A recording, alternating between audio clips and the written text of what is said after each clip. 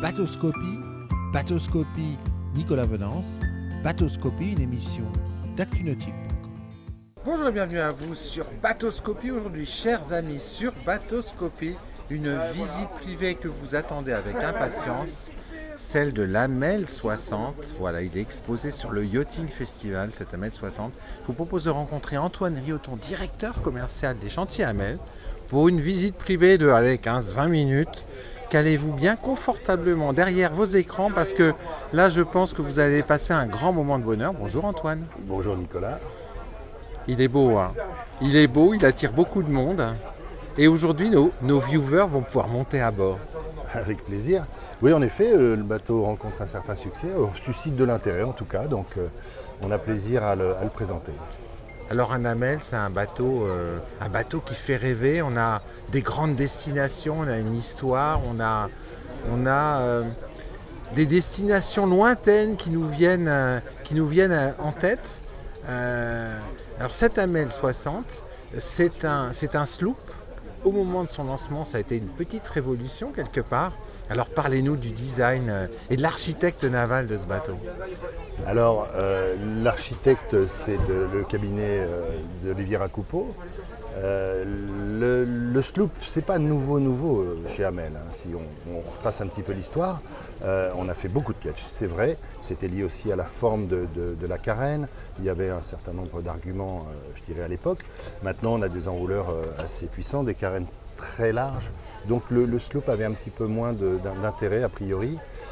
Mais voilà, du sloop, on en a fait. Le dernier bateau du capitaine, M. Amel, c'était un Fango, c'était un sloop. Ouais. Donc on a changé un petit peu notre fusil d'épaule, mais pour des raisons tout à fait, je dirais, louables et techniques que l'on peut expliquer. Et il s'avère que le bateau rencontre un certain succès. Il y a aussi des gens qui étaient peut-être parfois un petit peu inquiets à l'idée d'avoir deux mâts à gérer. Donc oui, finalement rassurés avec un seul. Alors Olivier Racoupeau réinvente le concept en passant en sloop, mais alors d'un point de vue style, d'un point de vue fonctionnalité, programme de navigation, positionnement, pas de changement. On reconnaît toujours un sloop Amel d'un Amel. Alors, oui, sans rien enlever à Olivier, il n'a pas réinventé. On a longuement discuté ensemble et puis on s'est interrogé parce que c'était quand même une lourde décision, je dirais d'enlever un mât entre guillemets.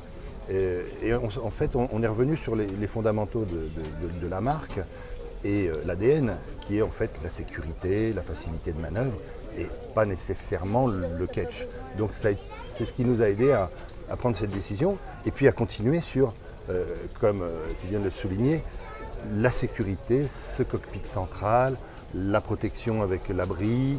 Et là, on retrouve en effet la patte Amel, ce qui aide à reconnaître en effet de loin peut-être même le design et ce qu'on a fait jusqu'à maintenant. Parce que un Amel, c'est un bateau de grand voyage, c'est un bateau de tour du mondiste, c'est un bateau sur lequel les gens vont passer des mois et des mois.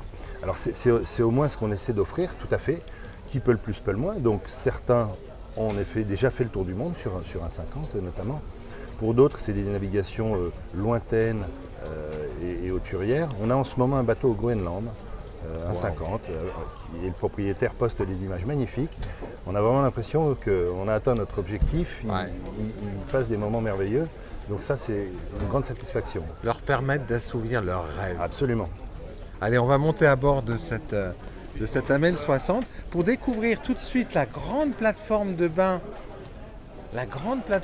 arrière, Antoine. Oui, tout à fait. Et ses bossoirs. Les bossoirs, donc on a ici XXL. un accès sur une plateforme de bain qui peut se refermer avec une échelle télescopique. Les bossoirs, de manière à accueillir, ou soulever du moins, une annexe de 3,10 m, 3,40 m. Et sous nos pieds, là, je ne vais pas tout ouvrir, Nicolas, mais regarde la surface, on a un coffre immense, on peut se permettre d'emmener énormément de choses. On est dans la logique du grand voyage. Ah oui.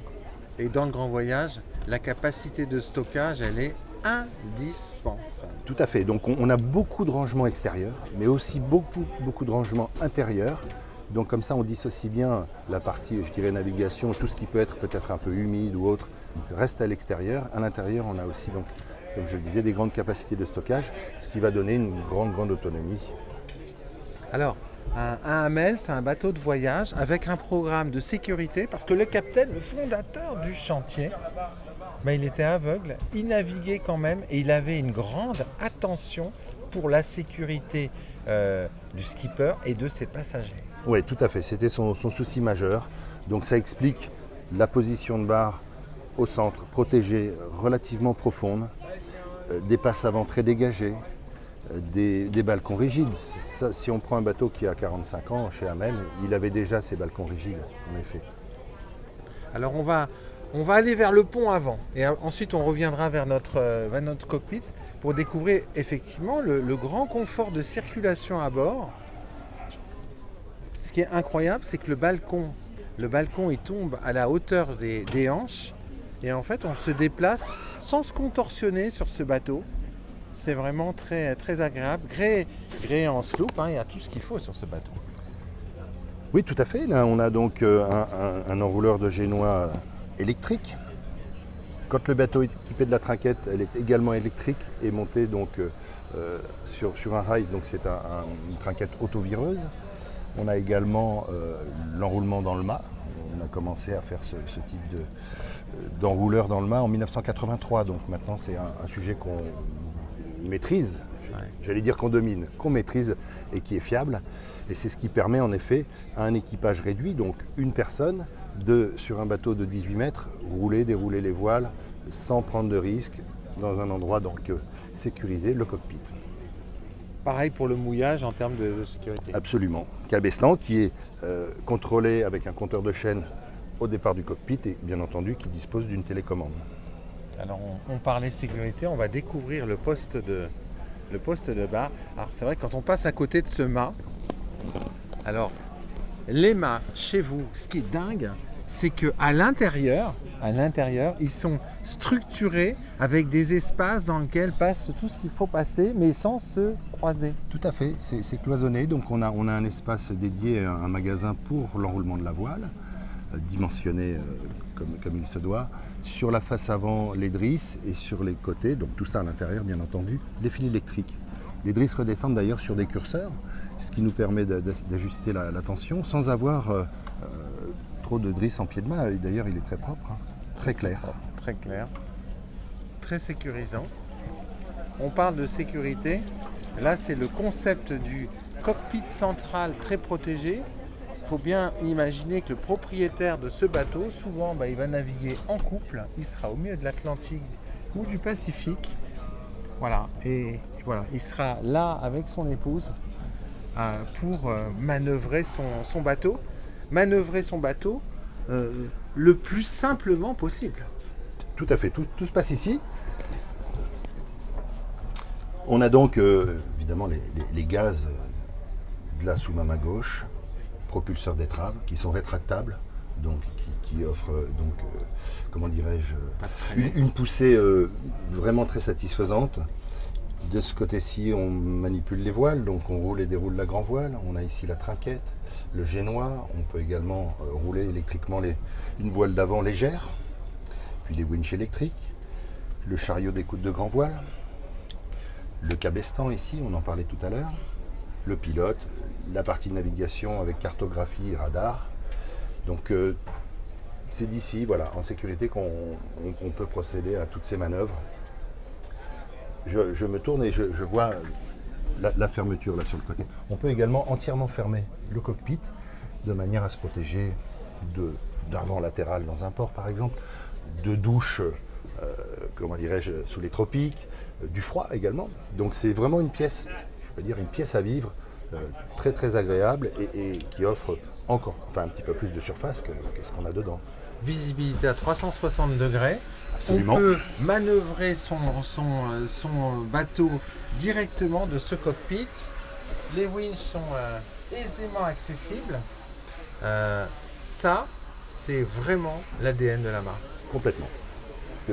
Depuis, si on regarde tous les modèles qui ont été faits il y a 30-40 ans, les cockpits étaient plus petits. Évidemment, on maîtrise maintenant plus facilement les grandes tailles, donc on a pu se le permettre, mais c'est exactement ceci.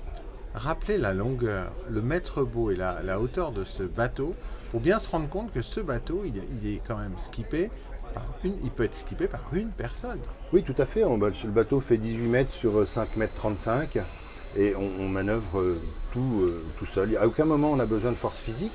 Donc, si on parle d'un couple qui navigue, monsieur ou madame, et c'est le cas chez nos clients, font les manœuvres l'un ou l'autre sans aucun problème.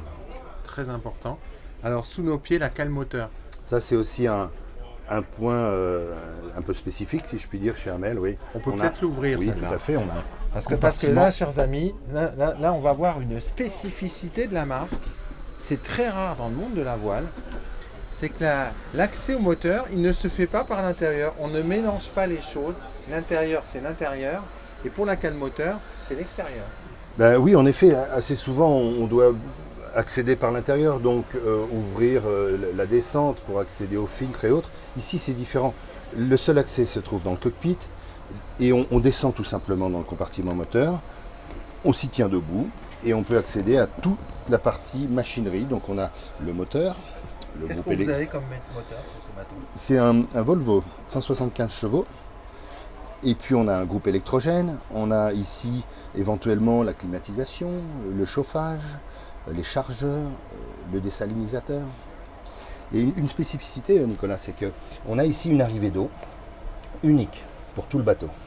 C'est donc en fait le seul passe-coque qui se trouve sous la flottaison et qui est en pression. Alors ça aussi, Antoine, c'est une spécificité. Le capitaine, le fondateur du chantier, Henri Hamel, avait une obsession, le moins de passe-coque possible à bord de ces bateaux. Tout à fait. Donc là, l'eau rentre par cet orifice, puis elle est distribuée par une clarinette à tous les organes qui en ont besoin, c'est-à-dire le groupe pour le refroidissement, le désalinisateur et ainsi de suite. À fleur de flottaison, nous avons six passe-coques, mais qui sont ceux-là absolument pas en pression, donc qui ne représentent aucun danger et qui permettent les évacuations des toilettes, groupe électrogène et le puisard. C'est vraiment, alors ça c'est vraiment, là c'est le bateau qui est décidé à aller loin en réduisant les risques. Absolument, on est toujours dans cette logique de sécurité. Alors, sécurité, on est à bord d'un Hamel. Un Hamel, c'est un voilier de grand luxe. Et là, on va découvrir l'aménagement intérieur de cet Hamel 60. Alors, le cahier des charges. Quel est le cahier des charges quand un client vient vous rencontrer pour son Hamel 60 et comment est-ce que vous allez vous adapter à son cahier des charges? On va pas s'adapter ici, on va écouter évidemment notre client potentiel, mais on va surtout, comme on est en train de le faire là, lui présenter ce qu'on lui offre. Et ensuite, il pourra nous dire si ça lui convient ou s'il souhaite, pourquoi pas, quelques peut-être modifications. Donc on ne customise pas les bateaux, pour revenir là-dessus, mais on est quand même attentif, ouvert à notre clientèle, c'est quand même eux qui nous font vivre aussi.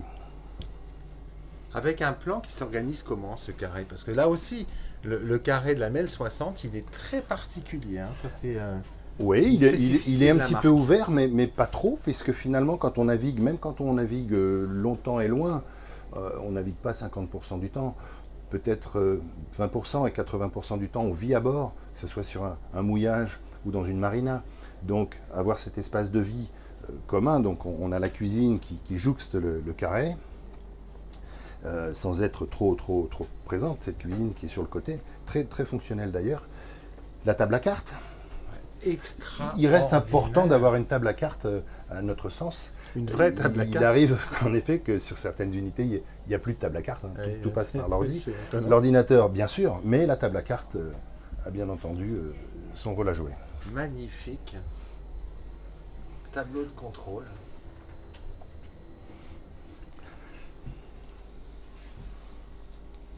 Là, en fait, on se rend compte dans ce carré que chacun trouve sa place. Alors exactement. Moi, quelque chose que j'apprécie beaucoup, c'est que cette table, évidemment, quand on est nombreux, on va la déployer et on va pouvoir passer un bon moment ici. Mais dans la journée, elle n'est pas omniprésente, et ce qui fait qu'on peut très facilement venir s'asseoir, se poser, discuter avec quelqu'un, passer un bon moment. Et puis on a un côté un petit peu plus, enfin, comment dirais-je, séparé, on va dire, qui peut permettre là de s'allonger, de prendre un livre, avec bien sûr, enfin, je vais dire bien sûr, oui, un meuble, un petit meuble de rangement.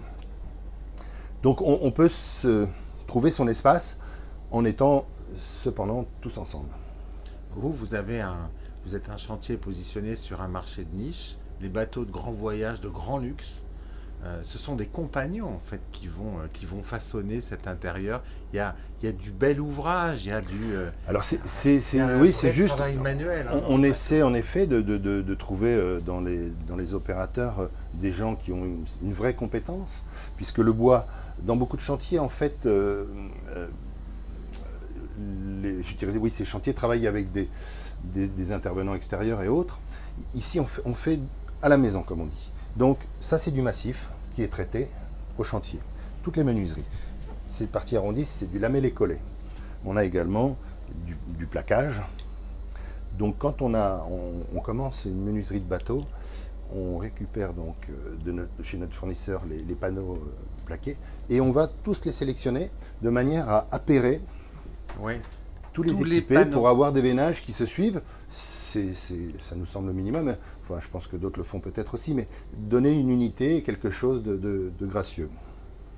Beaucoup de luminosité naturelle dans ce bateau, notamment grâce à ces vitrages de rouf. À ce sujet, oui, on a donc deux possibilités en termes de finition. Ce chêne clair, et puis un noyer américain, bon l'échantillon est petit, mais qui est très élégant, qui a des veinages un petit peu plus marqués. Tout ça sans faire un bateau sombre, même si cette finition est un petit peu plus... Oui, parce que là, vous avez un jeu de lumière naturelle, d'éclairage indirect qui est très subtil aussi, et qui apporte beaucoup une ambiance très apaisée. Oui, et puis on peut je dirais, la choisir, s'adapter. J'entends que tous ces éclairages sont montés sur des variateurs, donc en fin de journée, où on peut se donner une ambiance tout à fait cosy ou chaleureuse aussi. La cuisine, alors ça c'est un grand moment, la cuisine, parce que la cuisine là, Amel, voilà, tout le monde en rêve quand on fait de la voile. Je vais passer là. Oui, donc cette cuisine, elle est en coursive, pas trop large pour pouvoir se caler. Et quand on doit se croiser aussi, si quelqu'un est en cuisine, quelqu'un veut aller à l'arrière. Donc on a trouvé que ces proportions étaient satisfaisantes, et ça se vérifie en mer, tout à fait. Donc on a de l'induction, le four également, donc de la réfrigération, un conservateur ici, un congélateur sous la banquette, une machine à laver la vaisselle, une machine à laver le linge, et puis à nouveau, tout autour, les équipés qui se trouvent au-dessus, ce sont des espaces de rangement, donc on n'en manque pas, il y a tout ce que l'on voit là, plus tout ce qui se trouve sous les planchers. On n'a pas fait le commentaire dans le carré, mais toutes ces trappes donnent accès à des rangements. Et alors là, chers amis viewers, quand on se déplace à bord, il n'y a pas un craquement pour matérialiser le travail de finition sur ce bateau. Un petit détail comme les marches de cette descente. Elles sont belles ces marches. Oui, il faut venir voir la réalisation au chantier. Ça, je pense on y passe un peu de temps. Sacré boulot sur ces marches. Mais regardez-moi ça. Parce qu'il y a aussi le profil de la marche qui est rapporté. Le suivi du veinage. Alors, Antoine, ce qu'on va faire, on visitera la suite propriétaire traditionnellement à l'arrière en fin de visite, parce qu'on va quand même garder le... Alors, on va commencer par les invités. On a là deux... Les invités, ils sont correctement traités. Oui, correctement traités, oui. Donc là, on a deux cabines identiques qui offrent donc un lit double, un cabinet de toilette, une douche séparée. Alors, ce qui est très agréable, c'est qu'en fait, on a une grande régularité dans le volume général de cette cabine. Il n'y a pas des décrochages importants partout. Et en fait, là aussi, c'est très apaisant. Et puis, quand on est dans son lit, vue directe sur mer. On voit la mer, tout à fait. Ça, c'est très plaisant. C'est indispensable. Et puis, on a un capot de...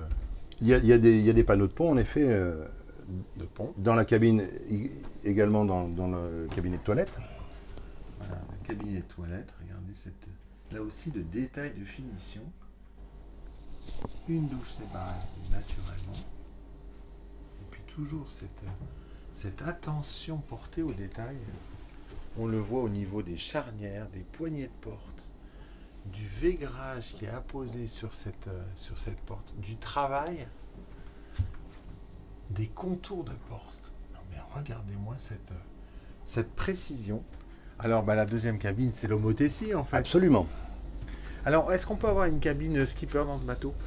On peut aménager en effet dans le très grand pointe coffre avant. qui se trouve à l'avant une cabine skipper, mais assez souvent nos propriétaires n'ont pas besoin ou ne souhaitent pas avoir de skipper puisqu'ils peuvent manœuvrer seuls. Eh oui. Et c'est ce qui fait qu'on est dans le concept Hamel avec cette taille de bateau autour de 60 pieds, peut-être un petit peu plus, mais jamais nous irons viser du 70 pieds ou 75 pieds puisqu'on sortira un petit peu du concept, c'est pas notre... Et en fait là le concept c'est vraiment de permettre à un couple d'être indépendant, autonome, Ouais. partout. Mais on l'a vu déjà, des gens qui avaient des 80 pieds avec du personnel, un équipage à bord, et qui finalement ont dit non, on veut naviguer ensemble, on veut être totalement libre. Donc finalement, on va revenir vers du plus petit, entre guillemets, mais on sera chez nous et indépendant. Ça c'est une vraie tendance de fond sur le marché du yachting actuellement. Alors maintenant on va découvrir la pièce maîtresse de ce bateau de propriétaire, cabine XXL à l'arrière. Oh là là, cabine pleine largeur déjà. Oui, tout à fait, puisque le maître beau est quasiment constant, en fait, du moins la largeur, presque jusqu'à la fin. Donc c'est la tendance aussi actuelle, mais ça offre des extraordinaires volumes de rangement Incroyable. et de vie. C'est quoi la taille du lit? Le lit, il fait un 60 et 2 mètres 10. Avec un grand coffre sous le lit. Alors, je parlais aussi de rangement, en effet. On a là un immense volume de rangement. Avec un hublot qui permet de voir l'hélice en cas de pépin en navigation. Ça permet déjà de dresser un premier bilan.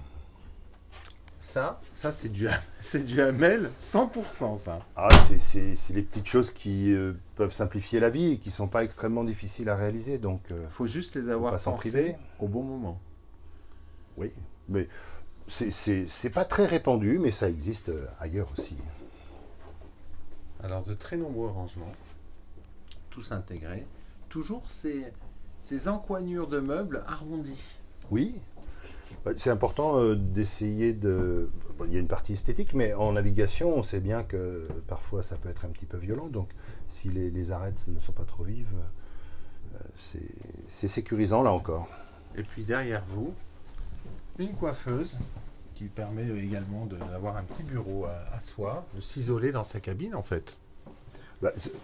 On est sur un grand bateau, mais parfois il est agréable de pouvoir s'accorder un peu de temps à soi, ou travailler, ou prendre un livre. Donc oui, on ferme la porte, on est comme ça isolé. Vous faites quelle taille, Antoine Riotto? Je fais un 78. Ben voilà, vous êtes 1,78, vous êtes quasiment à la tête du lit et vous êtes debout. Et oui, Voilà. Et donc là, on comprend le peut s'offrir concept ce luxe, entre de guillemets. hauteur sous barreau. Alors la salle de bain, elle est sur ma bord. Là aussi, douche, c'est pareil. Le même niveau de finition que dans le reste du bateau. Magnifique. Et toujours ces volumes très apaisés. On n'a pas des retours au niveau des plafonds dans tous les sens. Là, l'architecte et le designer ont fait un gros travail pour proposer un design apaisé. Tout à fait. Oui, ça fait maintenant un moment qu'on travaille avec Olivier Racopo et on prend du plaisir. On se comprend bien. Notre visite touche malheureusement à sa fin. Toutes les bonnes choses ont une fin. Alors, Antoine, ce bateau, il est proposé à combien? C'est quoi le prix de ce bateau? Alors, très souvent, on raisonne hors taxe. Je vais vous parler hors taxe. Donc, on est en fait à 1 980 000. Et puis, on peut, alors très équipé dans son standard, on peut rajouter quelques équipements en fonction de ce que l'on souhaite faire, de son programme. Mais on n'atteint pas des sommets, on ne rajoute pas 30 ou 40% du prix de base pour avoir un bateau équipé. Oui. On est Là aussi, c'est déjà concept très Hamel. proche de ce qu'on aura à la fin, entre guillemets, en ayant rajouté des bossoirs, une annexe, en fonction d'eux. Mais voilà, l'enveloppe reste, nous dit-on parfois, très raisonnable. Et pour quel délai de livraison? Aujourd'hui, on est sur le début 2025. L'usine est à La Rochelle, Oui, historiquement. oui, depuis depuis le début, en effet. Et elle tourne à fond, à plein. Ah, là, on est, je pense, comme la profession se porte bien en ce moment, mais on est dans le même cas, donc on est ravis. Merci beaucoup Antoine de nous avoir fait rêver aujourd'hui. Avec plaisir. Voilà. Et puis moi je vais vous quitter avec la cuisine de cette Amel 60 qui se déroule devant moi. Voilà. Voyez de grands voyages, de très grand luxe, Amel 60. J'espère que vous avez pris autant de plaisir que j'en ai eu à visiter ce bateau pour cette visite privée. Voilà. Merci de nous suivre toujours plus nombreux et à très bientôt sur Bateauscopie.